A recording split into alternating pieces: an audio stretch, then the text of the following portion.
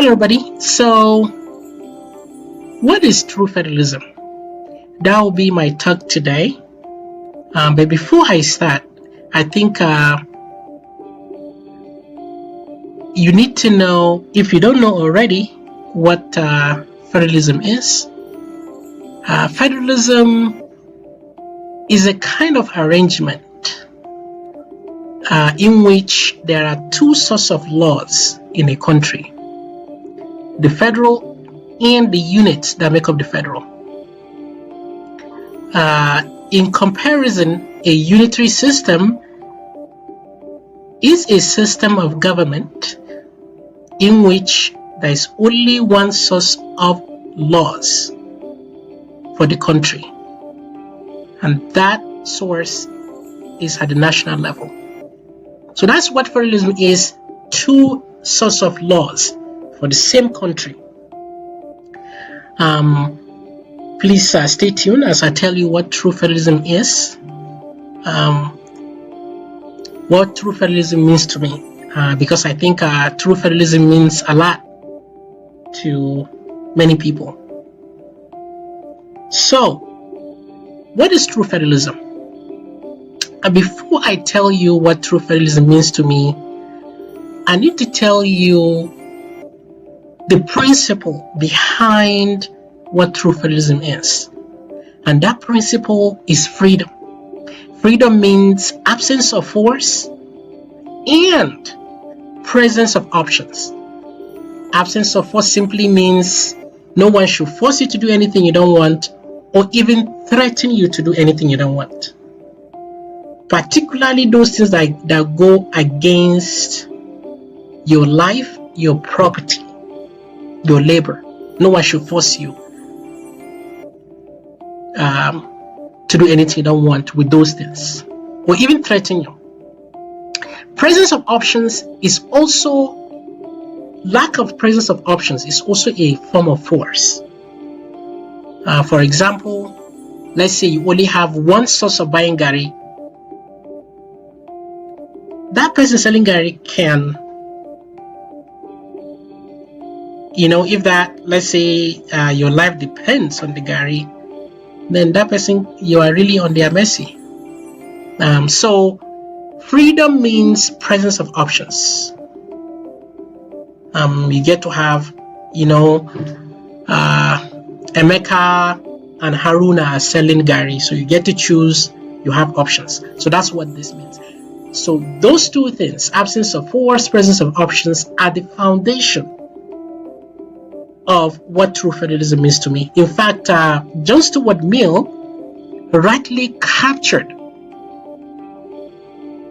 the essence, kind of puts that in place in terms of laws. He said that the only purpose for which power can be rightfully exercised over any member of a civilized community against his will is to prevent harm to others. His own good, either physical or moral, is not a sufficient reason.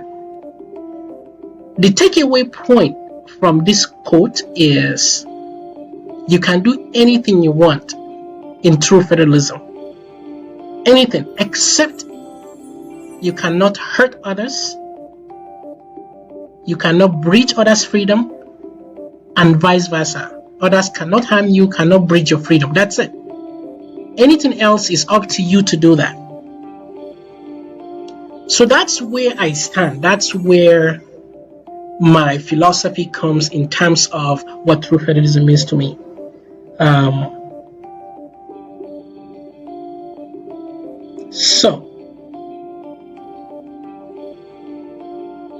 So that's what I call true federalism. True federalism is basically an environment where you can do anything you want, except you cannot hurt others, and others can hurt you. But your life, your property, your labor belongs to you. No one will take it away. Next, I will show you a visual of what are the laws that will protect your freedom in true federalism. How do they look like? Remember what John Stuart Mill said? He said the only purpose for any law in a free society, in a civilized community, is to prevent harm to you. Basically, that's what that means. Any law that a country would make, that law should be based on wanting and wanting only to protect you from being forced and to provide options where necessary. So that's what that means. Now, so what kind of laws? How would laws look like? What are the laws that will protect your freedom? Well, one is defense. Defense protects you from external harm, right? So we have soldiers, right, that defend you from let me pick Ghanaians, for example. Next is police. Police protect you from internal harm. So within. So therefore protect your freedom. Courts. Courts is a place where cases are settled, right? Is a place where if you have grievance, if someone abridge that your freedom that I mentioned earlier, you can go and have justice. It could be about your life or your property, but courts are necessary for your freedom, right? Imagine if there is no place where you can go and seek justice, then people can do. There's no limit to what people can do in terms of there's no repercussion, right? But if there's a place where you can go and seek grievance, seek justice, then it has the potential to protect your freedom. So courts are necessary to protect your freedom. Rights of children and the disabled. We want to treat children as though they are adults, as well as disabled. For example, should a parent do anything with a child, even beat the child, just treat the child as the parent wants, can a society allow that? Or should a society allow that? I'm guessing my answer is no. I'm probably guessing your answer is no too. So in a free society, children's right has to be protected because children's are kind of special, right? Like imagine a 1 month old child. That child, you can do anything to it. It won't be able to protect its own right or even report you, for example. So children are at our mercy. So that's why government can force us.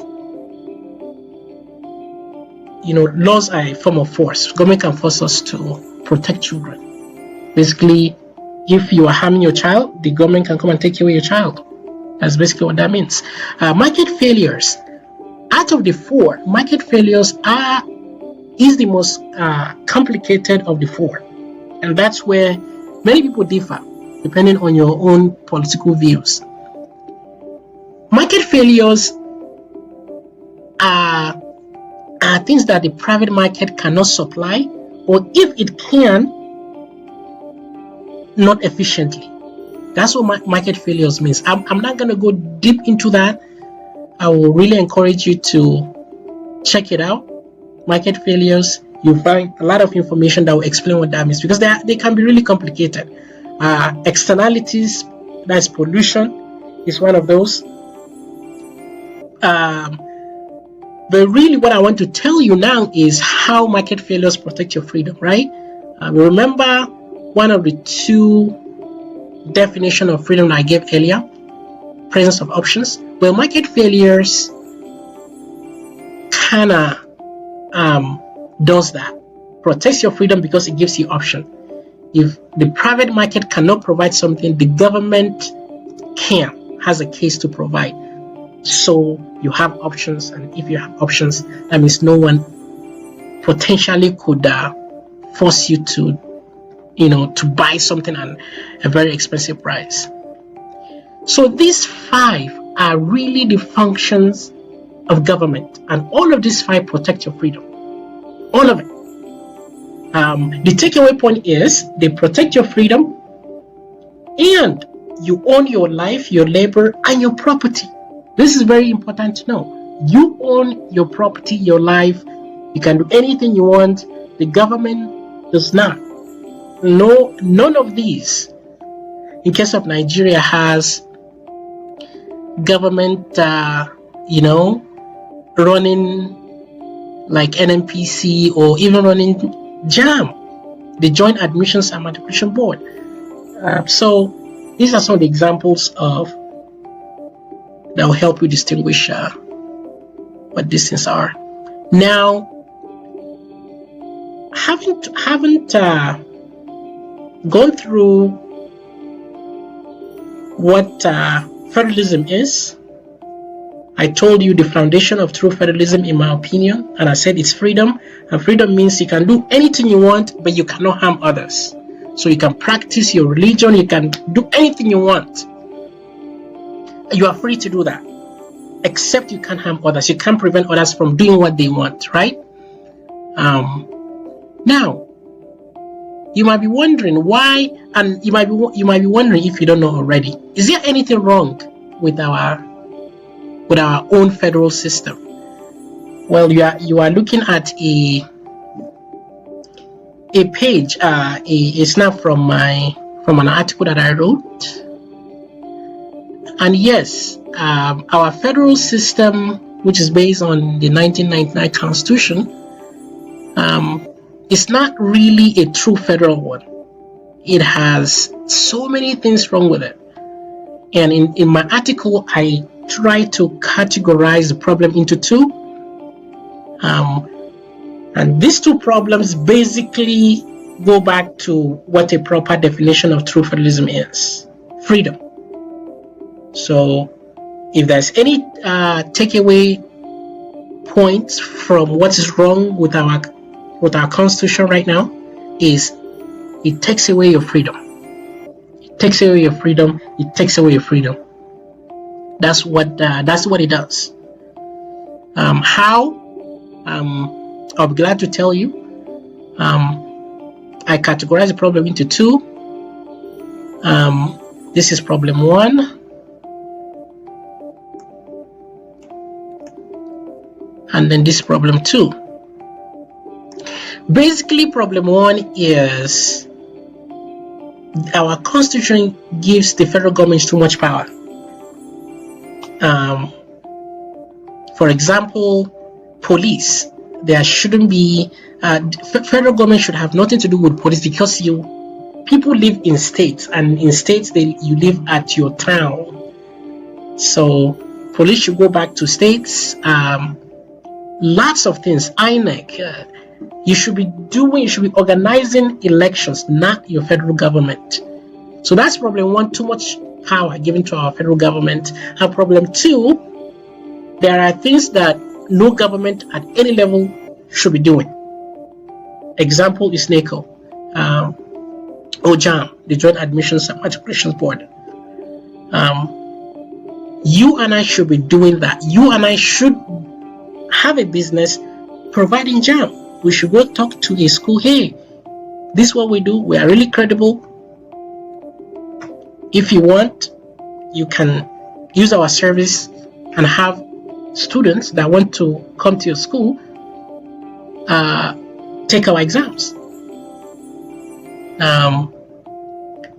So NTA too, like, our government should have nothing, no reason running NTA. The fact that NTA, Nigerian Television Authority, exists, it violates so much of our freedom. So much. So lots of things like that. So that's basically how I categorize the two problems with our Constitution. You can go and read about it. I have the link down here. I will encourage you to really go and read about it. There's okay. I'm reading some comments from the show. But this in summary is what I want to talk to you today about. I want to tell you there's one thing that I missed, and it's really, really important. Although you might be able to have deduced it from here, that from problem number one, too much power given to our government, our federal government. So that means those powers, many of those powers should go back to states. And take that same idea and apply it here. So we have these powers, like 5 of those that protect your freedom. Majority of these powers should be given to our states. Then few of these out of these 5 can now be given to our federal government. So that's really important. It's known as decentralization of powers. I'm going to leave you here. If you have any question, you can leave a comment. My email is on the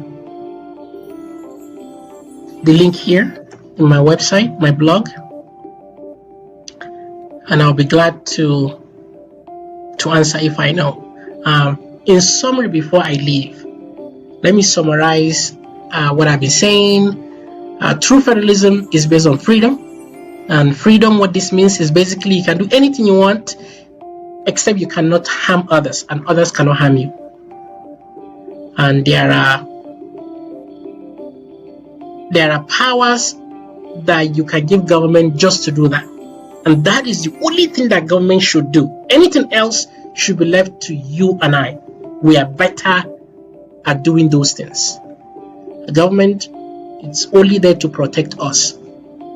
And then decentralization, those things that the government can do, most of those things should be given to states. Only few, very limited, should be given to the federal government, because then you'll be able to hold, the more power your states have, the more you will hold them accountable at the state and local government, even community level. So thank you for listening, and have a wonderful time ahead.